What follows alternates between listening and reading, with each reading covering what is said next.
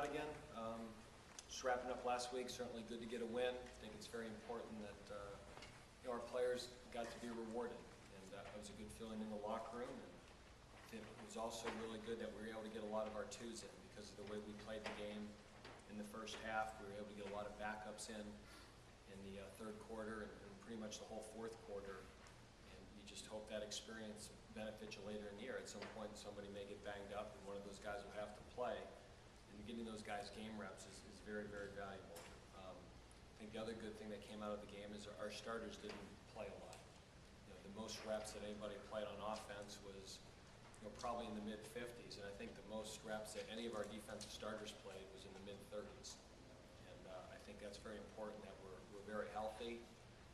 And as we get into MAC play, which starts this week, and then now we're done with the preseason schedule, or the non-conference schedule, and now every game that you're playing for a league championship and a league title. So Akron is a very, very improved football team. On offense, they're awesome. They lead the conference in almost every statistical category. They lead the conference in points scored. They lead the conference in total yardage, passing yardage. Their quarterback, Dalton Williams, is playing at a very high level. He's very efficient. He gets rid of the ball quickly. He's got a number of good receivers. He's got 4 different players with over 15 catches, and they're all very dangerous with the ball, and they're very dangerous after the catch. They're very productive players, and they've been productive against Tennessee and Miami last week, and pretty much everybody they played. And they're not a team that you can just spread out with and say you're going to defend the pass. Chisholm is a very good tailback. He's capable of taking it 80 yards every snap of the game. So this is going to be a great challenge for our defense. Their defense is very aggressive. Their defensive coordinator, Coach Amato, was the head coach at NC State for a long time and worked on Coach Bowden's staff at Florida State for a long time, and it's a very aggressive style. They pressure a lot of man coverage. They force you to execute. There's opportunities to make big plays, but to make them, you better execute at a high level. It's got to be good protection. Receiver's going to have to get open against press coverage, and you're going to have to throw an accurate football. So they force you to execute. So we're looking forward. It's always difficult in this league to win on the road, but I think our team is excited about the challenge, and we're looking forward to playing Akron for the first time in a long time. Coach, what has allowed them, and it looks like most of their development has been offensive, what's been allowed them to kind of turn things around as quickly as they have from the last few years? I mean, their quarterback is playing really, really well. I mean, he's very accurate on short balls. He can throw the ball down the field. He's making good decisions. And they're getting the ball in space to really talented receivers. And that's kind of what happened the first few weeks. And then, people started spreading out with them because the beginning of the year they were a lot more one-dimensional. They threw the ball and they really weren't running it. And then whether it was Tennessee or even Miami, they started spreading out with them and playing in a low-numbered box. And now they're running the football. Now I think they had 180 yards rushing last week. So you really see the offense coming together. That I think they came out, nobody was sure what they were going to be offensively, and they spread people out. And it's a lot of 4 receivers. That they line up in some sets with 5 receivers and no running back, and a lot of quick passes. And then people started covering out their 4 receiver sets, and their running back might be as good as any tailback in the conference. So now they got him going. So you have an offensive line who can protect, you have receivers who can get open and make plays after the catch, and a running back who can go. They're very, very talented on offense. Has it been hard getting the attention of your team to face a team that in past years has been winless, has been the worst team in the MAC? Unfortunately, when they were winless and the worst team in the MAC, we didn't play them. So we always joke that by the time Akron gets back on our schedule, they'll probably be good. And that certainly happened. So, our guys haven't played them since '09. Chris Jones and Dwayne Woods and a handful of our players played against them, but we've played Idaho more than we've played Akron.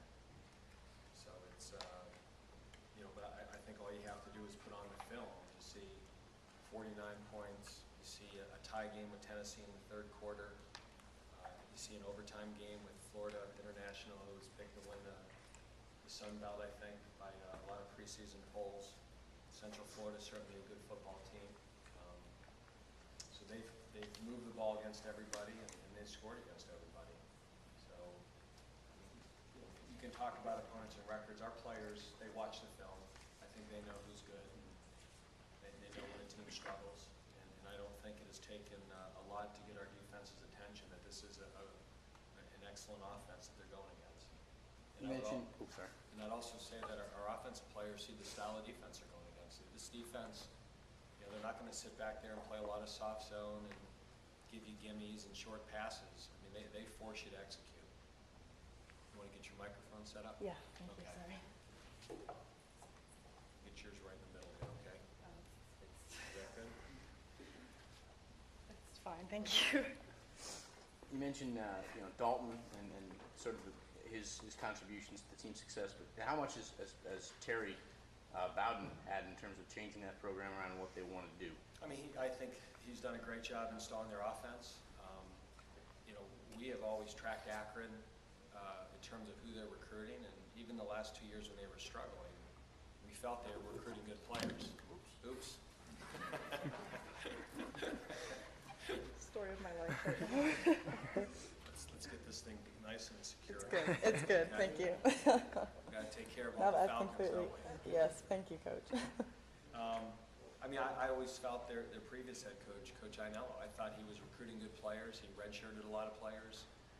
He even redshirted some junior college players. And you could tell their personnel was getting better, and I'm sure that Coach Bowden has brought some energy and infused some life into the program. But even when we knew they were going to be on the schedule 2 years ago, I could see that they were getting better. Their personnel was getting better.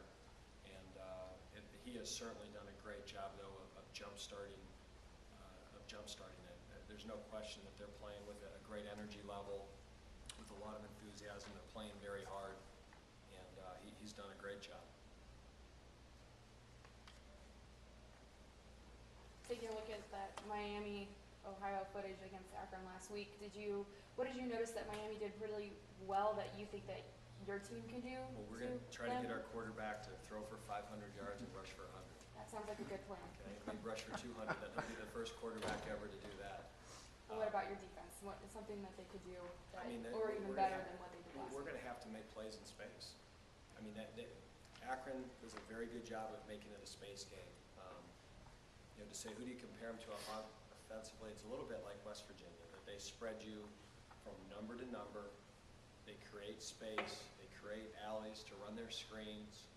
And if you spread out them too much, they get a lot of room in the run game. And this game is going to come down to,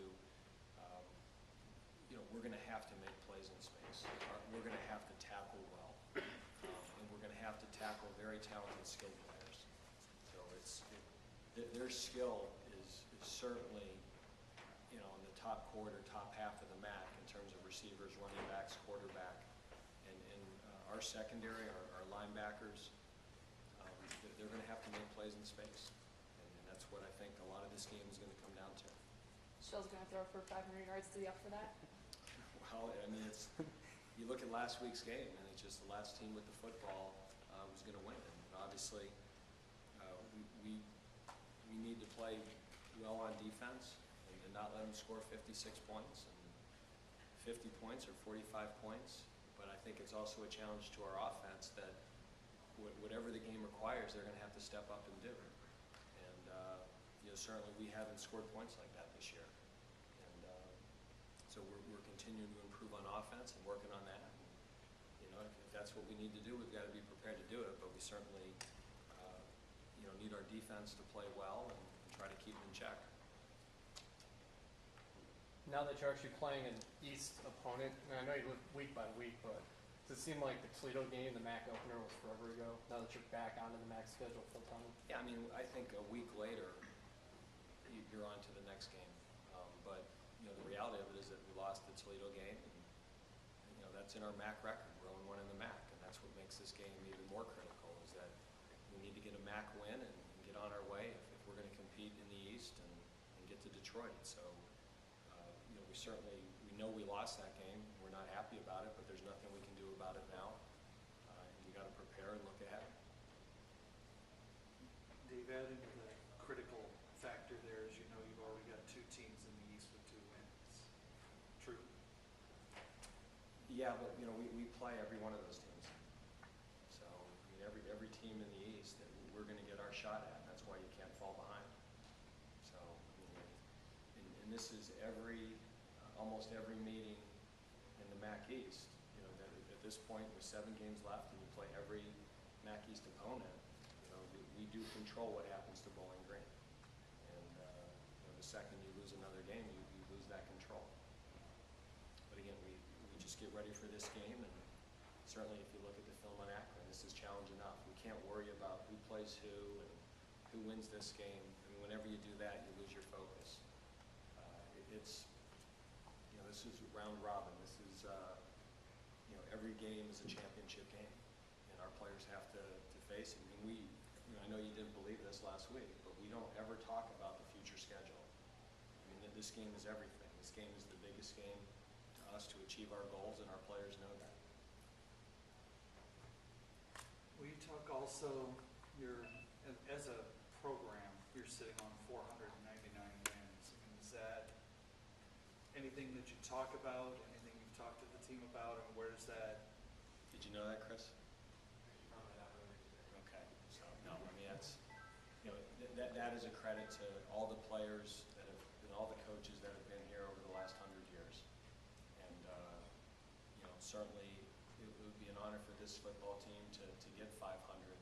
But I think that's more of a testimony to the history of the program here and the tradition at Bowling Green and, what our overall record is. But I think I was the head coach at Fordham when we won our 700th game. And they said, geez, was that a big deal? I said, well, if you're going to tally that one, I've got to admit that I was here when we lost 500 too. So, you don't dwell on the bad milestones, and you can't get too caught up. What our goals are for this year involve this game, and hopefully a byproduct of that is we'll acknowledge afterwards it was win number 500, but we've got a lot of work to do before that happens. Anything else for Coach? Thank you. Okay, thank you.